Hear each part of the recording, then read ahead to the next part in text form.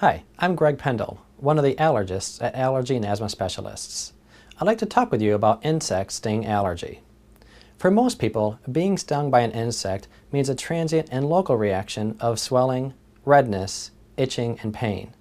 These symptoms typically last a few hours to a few days and generally resolve with simple treatment measures. However, for those with severe allergies to stinging insects, their symptoms are much more severe.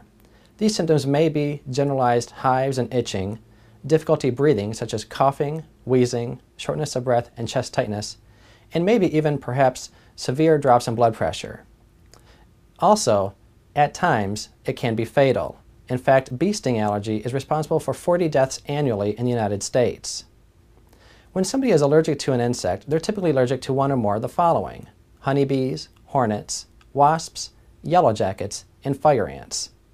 Many residents in this region believe that fire ants are only a problem further south, but unfortunately these pests have made their way to the Hampton Roads region and pose a great risk for those who have developed an allergy to their sting. Diagnosis of an allergy to an insect sting is typically made through a very careful and detailed medical history. Based on this history, we'll then determine if further tests need to be performed. This may include skin tests or blood work that can help identify the bug to which you may be allergic.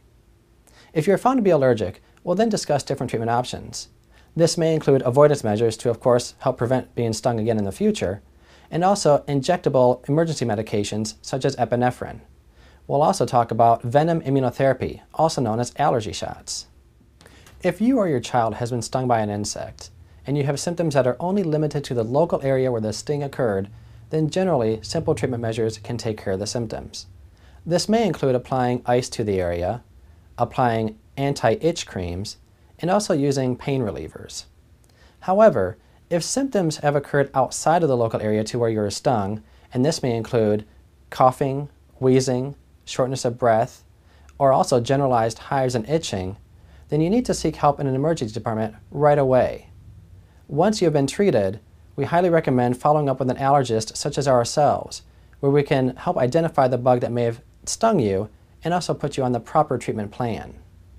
When a person is stung by an insect to which they are allergic, symptoms typically begin within a few minutes and progress rapidly.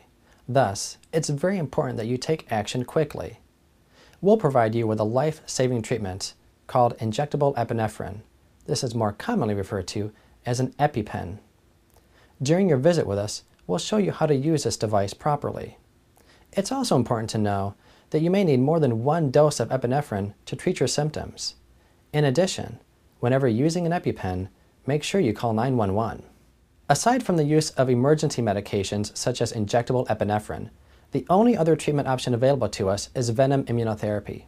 Fortunately, this therapy is extremely effective at reducing the risk of a subsequent reaction to a sting to less than 5%.